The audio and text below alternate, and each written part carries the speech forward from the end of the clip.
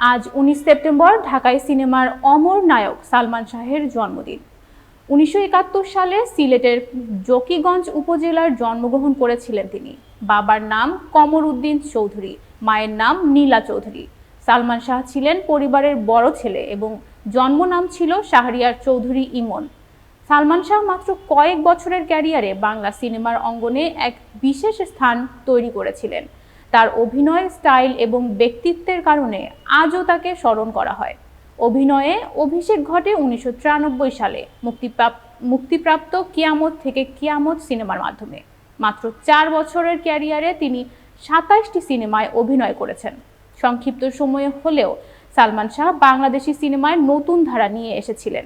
তার fashion sense, আধুনিক অভিনয় এবং যুব সমাজের প্রতি প্রভাব তাকে হয়ে উঠতে সাহায্য করেছিল একজন আইকনে। তবে 1996 সালের 6 সেপ্টেম্বর মাত্র 25 বছর বয়সে তিনি রহস্যজনকভাবে মৃত্যুবরণ করেন। এই অকাল মৃত্যু ঢাকায় সিনেমা অঙ্গনে এক বিশাল শূন্যতা সৃষ্টি করে। আজ তার জন্মদিনে হাজারো ভক্ত শ্রদ্ধার সঙ্গে তাকে স্মরণ করছেন। তার কাজ, অভিনয় এবং অবদান বাংলা সিনেমায় তাকে চিরস্মরণীয় করে রেখেছে। সালমান শাহ না থেকেও তার স্মৃতি আজও অমর।